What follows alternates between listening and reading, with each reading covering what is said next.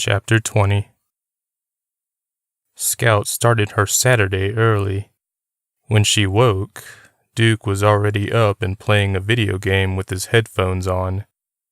She was startled by the image at first, because Jaren used to do the same thing, with the same brand of headphones.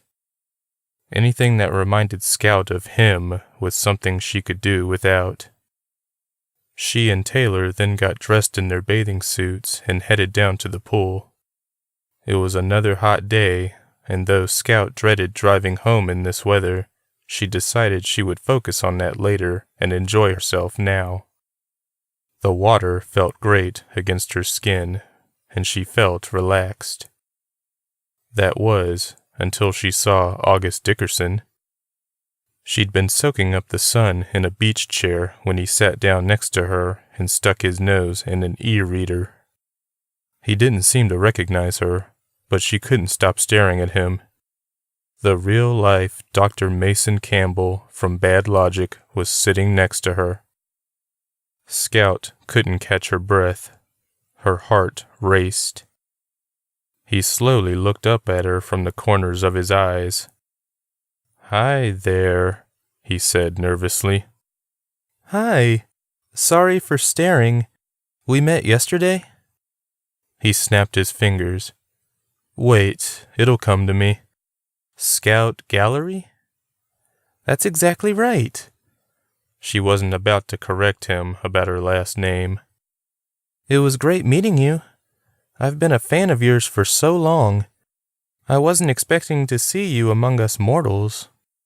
He laughed. "I'm very much mortal, too, you know. I actually envy real celebrities.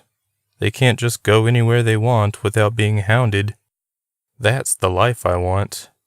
Unfortunately, I can lounge by a pool, and no one will bat an eyelash. Well, except you."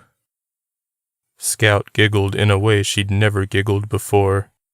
She stopped immediately and felt her face heat up. "That was an unusual laugh," August said. "I used to know someone who laughed like that." "Really?" Scout rested her chin on a fist and studied the man. He nodded. "A long time ago. Before you were born, I'm sure. In fact, I was still working on the show back then. She was quite a woman." "Women are pretty hot," Scout said before she could stop herself. August stared at her with a raised eyebrow. I like the ladies," Scout explained. "Nothing wrong with that," August said with a laugh. "I like them too. Are your parents okay with your lifestyle?" Scout recoiled at the question. She hadn't expected it. "My adoptive mom is okay with it." "You were adopted?" Scout nodded. "When I was a baby. I don't know my birth parents." "Do you ever want to meet them?" "Not really. If they don't want me, I don't want them." "Oh, I'm sure there's more to the story than you know." August offered a kind smile. "Do you have any kids?" Scout asked. She'd looked him up online several times over the years, but his family history was private. She was never able to find much. "I have a few," he said. "I don't get to see them as often as I'd like." "Are they grown up with families of their own?" "No, they're just scattered about, and it's difficult getting them together." Scout was fascinated.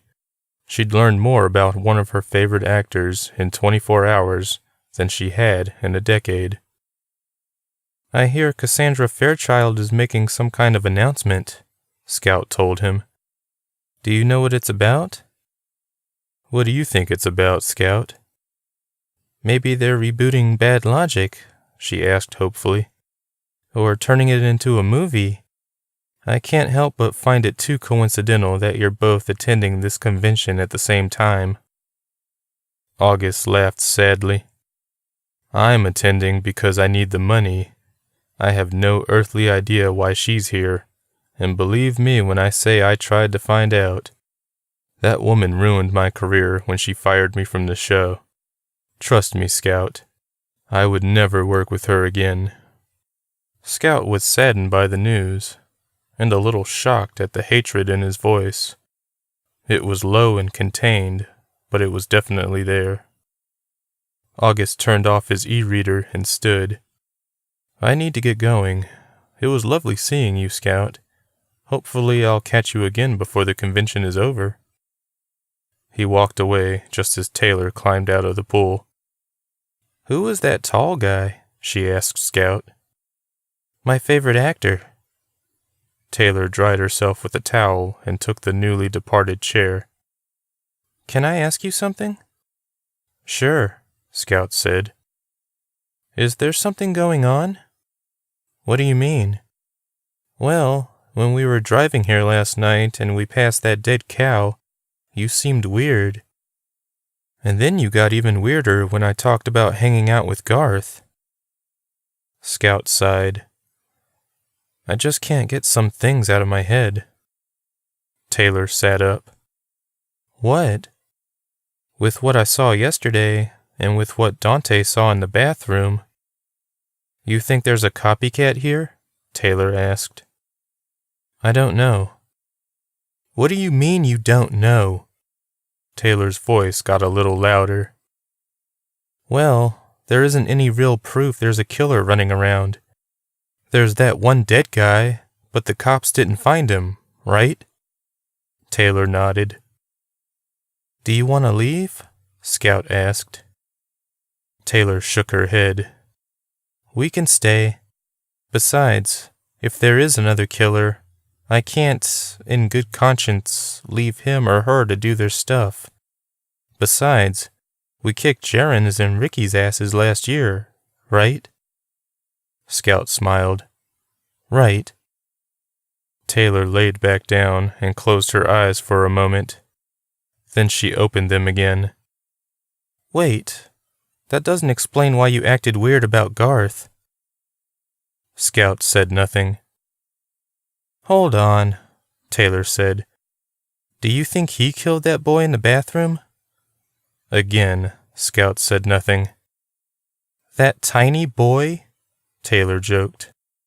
"The dead guy was tiny too," Scout said defensively. "Besides, you're forgetting that tiny boy has a giant friend."